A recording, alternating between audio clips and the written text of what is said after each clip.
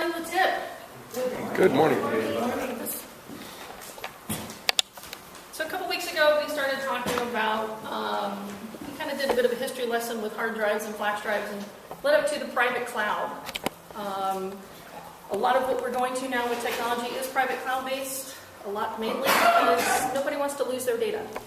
We need to keep that data, especially the biggest thing that people want to keep. Does anybody know what that is? Photos, exactly. I've had quite a few clients who at the last minute something crashes on their machine and they're like, pictures. They care about pictures more than they do tax documents and financial stuff. They want that. They want those family photos, birthday photos, and so forth. Personally, I keep a couple of local backups. I have some stuff in the cloud. I probably do more backups than I should, but better safe than sorry. So private cloud, in the words of Inigo Montoya, I do not think it means what you think it means. That was Mark's bit of humor, by the way. So what I have for you today is actually a video on what the cloud is.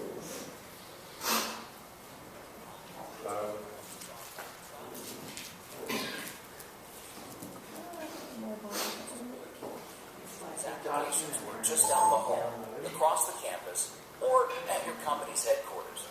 Now, with cloud computing, business applications, storage, computing cycles, networks, and other services are delivered to users virtually in the cloud. As your business increasingly relies on cloud computing for services and applications, how do you make sure those applications are as secure and perform as well as they did when they were on your dedicated local or wide area network? That's where the network comes in. Let me explain. Let's start with defining the cloud. Basically, the cloud is a way of delivering applications and IT resources. It's made up of a network of connections that provide access to services and a way for providers to deliver services to users. When you hear someone talk about the cloud, most of the time they are referring to IT services delivered via the public internet. However, many kinds of networks can be referred to as the cloud. There are public clouds based on the public internet, private clouds based on private internets, and hybrid clouds that combine the two. Because of the number of versions of the cloud, not everyone is happy with the same one. You might be using an application like email that works fine with the varying performance of the public cloud.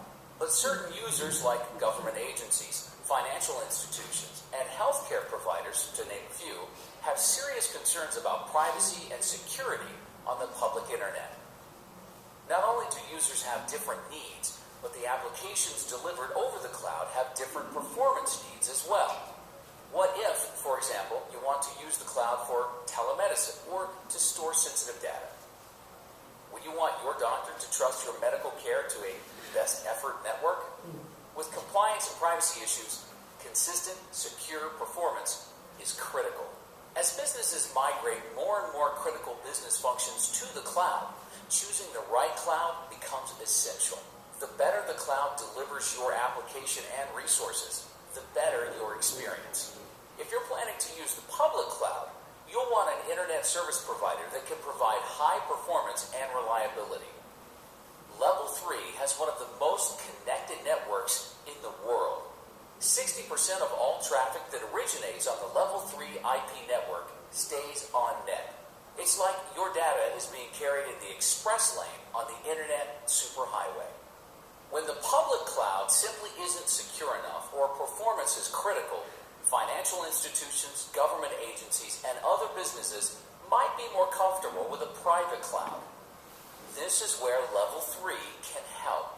We offer an extensive private IP network, along with other dedicated network options. This allows us to build private or hybrid clouds that offer all the benefits of IP, but with the security and performance of a private network.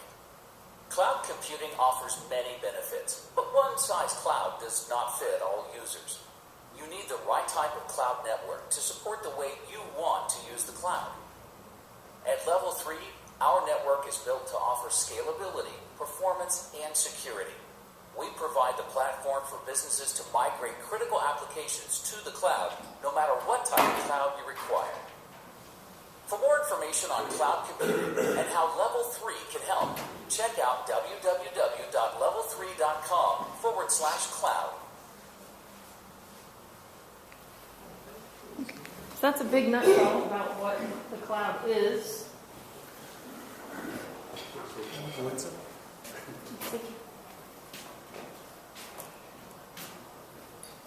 So is it what you guys thought it was? Or is it something a little different? So let's turn it back on. So what is a private cloud? It's a phrase used to describe a cloud computing platform that's implemented within a corporate firewall under the control of an IT department. And, okay, basically it's a room of computers behind a very secured locked door with a bunch of people like me in there. Private cloud is designed to offer the same features and benefits of a public cloud system, but removes a number of objections to the cloud computing model, including control over enterprise and customer data, worries about security, and issues connected by regulatory compliances. So a lot of you have heard of Dropbox. Microsoft has their OneDrive that you can throw stuff up there. That's a public cloud. A private cloud is something more like in a data center where it's your access only, or your company's access only, that only specific people that you allow can get into. And you have to tell them how to get there, where it's at, IP addresses, and so forth. Advantages of going to the cloud. This is one of the things we talked about last week, the amount of power that a regular computer uses. And you don't think about it much, but if you have a second, a third, a fourth, a fifth, as your business grows, your power costs are going to increase. So it lowers your power costs, it lowers your people costs, lowers your zero capital costs, and it's resilience without redundancy. The bonus benefit is it's greener. Green is good, for lack of a better term, says Kermit. It's reality. Cloud computer is now proven mainstream alternative for small businesses moving into the cloud and can save you money. And it is truly where things are going. More advantages, lower latency, which basically means you're not going to have a lot of lag. It's getting better and better as the bandwidths are getting better and everything is performing. You can work with faces in places that you know and trust. Our two data centers that Zephyr Networks uses are here, Santa Ana and Tustin. Only our company has access to it for any of our clients. And I've got a picture in there, you'll see what I mean by that. It's local physical access. If you'd like, Mark can give you guys a tour of the center. I think he has to be the one to take you in, since it's technically his company. But you can go and take a tour and you can see what it's like. It's a very nice place to be on a warm summer day. Your data, your control, and it's not Big Brother. It's your stuff, your computer, your server, your data. Only the people that you specify have access to it. And it's a tailored solution. So it's not a prepackaged, here you go kind of deal. And this is essentially similar to what we saw on the video, where the data streams in and out.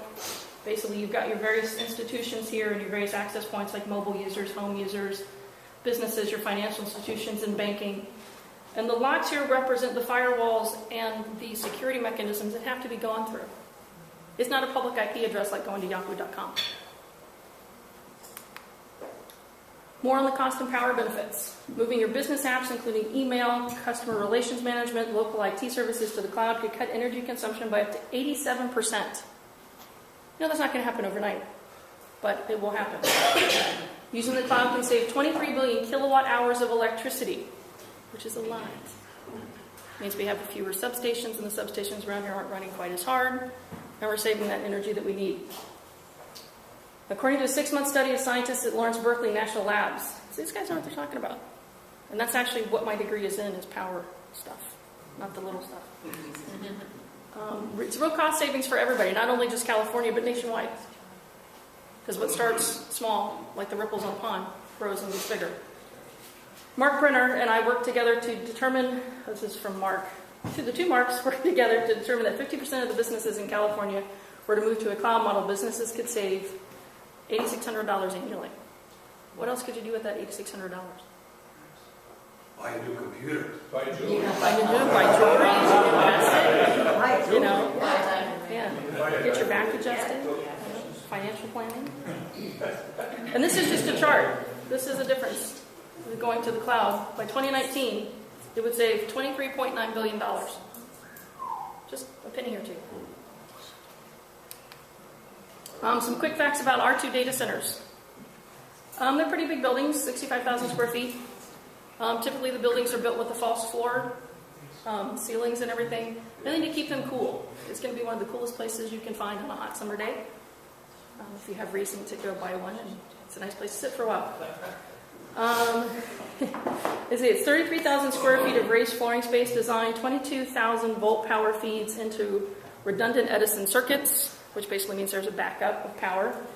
They also have a UPS battery system, so in case everything at Edison does go down, there's that. And they have a generator, 12,500 gallons of fuel, diesel fuel on site for generators.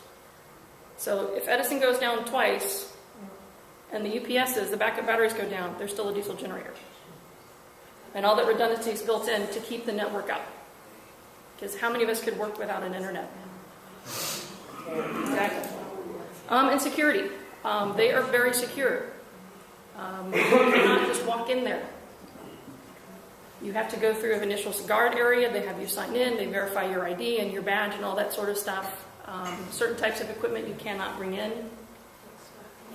And there's videos. They record everything. They watch everything. They monitor everything. You have a key card to get in and out. Question? I have a really silly question. Yeah. So the building is like the coolest place that you want to be on a hot summer day, right? Mm-hmm. But how does taking all the storage in that one building that you have to use energy to keep cool and to run all the computers in there, how does that save energy on a net basis? Because aren't you just moving all that energy that I'd be using in my office to the thing, or is there an economy of scale? So There's an economy of scale. Because instead of having to have an office, or if you have remote users nationwide, or even countywide, instead of having all these multiple computers that they would need to be accessing, they're all going to one point. So, and it's a shared system, so it's not 20 individual points, it's all coming into one. And emergency protection, they're equipped with air filtration and cooling system, backup power, utilities, fire suppression, earthquake preparedness, physical security, a halon system, which you don't want to be in there if the halon goes off, and enough power to conduct business for 4 days without feed from Edison. That's a long time, because sometimes it does take Edison a while. This is one of the racks at our data center. I'm not sure if this is Santa Ana or Tustin, but you can see it's essentially, if I can give a little pointer to work here, it's essentially a row of cages. Each one is about, 28 inches wide. All the servers slide in on a rack. And the computers that you'll see in here, the servers you see in here, aren't like your desktops that you would see in an office. They're usually about 2 inches tall or so, just wide enough to fit in that rack, and probably about, I want to say close to 3 feet deep because you can't reach across it. And they just slide in on some rails. And they can stack probably a good 20, 25 servers in one of those cabinets. And essentially that's all it is. You can see here the raised floor there, all the ventilation. And all the stuff up here at the top, all the cables that run in. It's actually it's a very neat place, so anybody who has OCD issues, you'll like it. Probably until you open the back side of one of these racks and you see the rat's nest of cables that are plugged in there. And then this is all of us here. Well, most of us. I couldn't get pictures from everybody on time. So that's Mark and everybody's family. You guys have asked me about Mark and how he's doing. So there's Mr. Mark. That's Chris and his family there to the right. This is me and my husband in Chicago. The hawk at Ren Fair that wanted to eat my husband's finger. And then that's our dog. So, any questions? Val? I'm just curious, when they're backing that up in your cloud, is it constant? Is it just at night?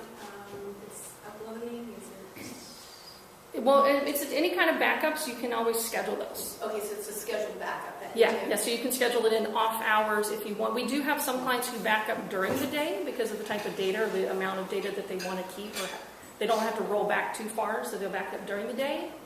But you can schedule that at what works best for you, for your office. And then my question is, in regards to cost, because I know every business is individual depending on all the data, but is it a monthly charge, a yearly charge? Is that independent of the business and how much data it is? It is scalable. It depends on how much data and how much space that you need. typically what you do is you pay for the space in the rack. And that's usually a monthly cost that they convert into a quarterly for billing purposes. Okay. And again, depending on how much you need and what services you need in there. Okay. Yeah. And then how do we go about doing that with you? Do you come into our office, or you just, know working on my computer system what we have and can estimate that? We can probably estimate that because we do work with you, so we have an idea of what to do. There may be an on-site visit needed, depending on what's going on in each case. But yeah, it's definitely something we can talk about. If I buy a new empty computer and want to work on, say, a Word doc or something, can I work on it in the cloud without software on my computer? Yes, software does still have to be on your computer to run, because what you're doing is you're pulling a copy of that file down to your local machine to manipulate it, and then you're saving it back to the cloud. So it's just like backing up on a hard drive. Correct. The cloud. It's just a separate hard drive otherwise. Just